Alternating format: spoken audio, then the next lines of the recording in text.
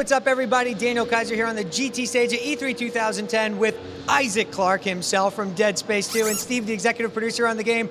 We are taking a look at the game with hands-on demo starting right now. Steve, first and foremost, thanks for joining us.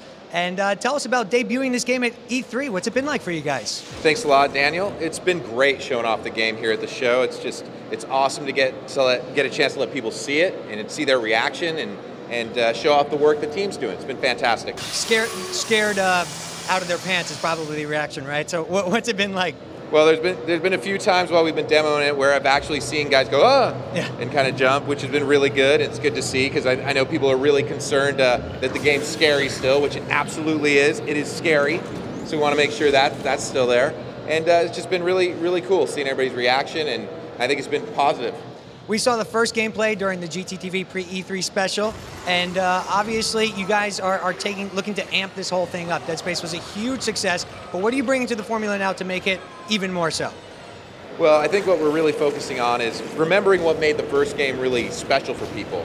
You know, I think it would be silly for us to go away from those things that people enjoyed. So what we're trying to do is evolve them and make them better. And that stems all the way from the controller, making sure that it's very easy to pick it up. It feels good as soon as you start playing. We've made Isaac over there more responsive. We've enhanced his kinesis so it's actually really valuable during combat.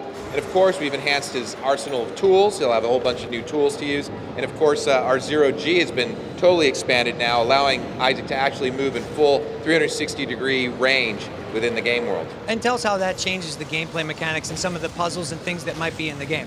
Sure, so with the Zero-G changes, what that allows us to do is create puzzles and activities that actually require more precise maneuverability, so that you're actually kind of sneaking through areas, snaking by hazards, things like that, where in the previous game, you were just doing point-to-point jumping. Now you can actually move up, down, left, right. You're actually hovering in space. You know, with Isaac's new jets on the back of his engineering suits, you're able to actually propel yourself through the environment. And there's also a thrust button, so if you want to move a little bit quicker, you can do that too. And while you're hovering there, you can actually have combat now, which is totally different than the first game. Absolutely. Now, the immersion factor in Dead Space obviously is a huge deal. I have multiple friends and people in the industry that say they were scared and almost had to turn it off with the first game.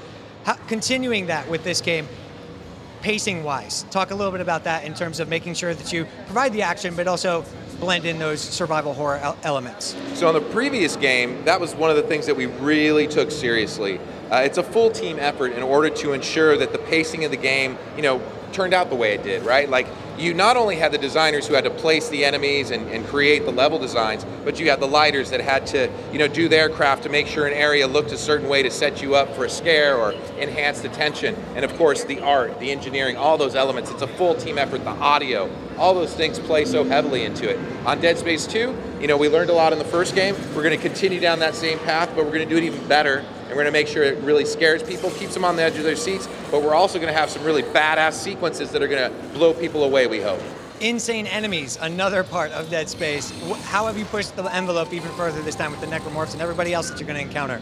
Well, given that the Sprawl is on Titan, one of the moons of Saturn, and it's actually a fully thriving city, it gives us the opportunity to have a bigger diversity of enemies. If you think about the first game, you're on the Ishimura. It's all pretty much adults except for, the lurker babies that you came across. So in Dead Space 2, you're actually going to encounter a wider range of enemies. For example, the Pack that you'll see in the demo. You also got to see the Tripod, he's new, and the Puker. I mean, those, just to name a few, are new. And then also, given that there's so many different jobs and types of things for people to do on the Sprawl, there's even more variety in the stock slasher enemies. So you'll see like zealots that are wearing robes. You'll see some slashers that are twisted around horribly. So we're really mixing it up, and we're going to deliver a wider range of enemies for everybody. Plus, we'll still continue to have those grotesque bosses that we had the last time. Absolutely. It's great to talk about it, but it's better to see it in action. So why don't you walk us through exactly what we're seeing in this hands-on demonstration right now? Sure. So here's a little glimpse of Zero-G, like I was talking about. There's these coffin loaders that are actually moving down coffins, and then they're being fed down to the crypt area that was happening earlier. And as you can see, Isaac's able to move, freely throughout this area. You see him in his classic mining suit there. So, now he's just used stasis to kind of get through that little puzzle bit. There are these chomper blades that would have snapped him in half. And so now he's landing, and that's just one little example of how the navigation has changed. And that one, it was more of a navigation puzzle with some light puzzling around the stasis element. So right there's just a quick little example of that. Here we're approaching one of the stores that people may be familiar with from the original game, and now we're going to get to see Isaac actually put on the advanced suit, which we see Isaac over there wearing. So this has been really fun. All of the suits, all the helmets will actually have unique animations like you'll see here. And you know, it was a big change. It's another one of those subtle differences that we put into the game to make sure it really feels like an epic sequel, something different, right? We don't want to rest on our laurels. We always want to push ourselves and do better because we know how expensive and how games are important to people, and we want to make sure that we deliver something that's worth everybody's effort, their money, their time, and we really hope we're going to nail that with Dead Space 2.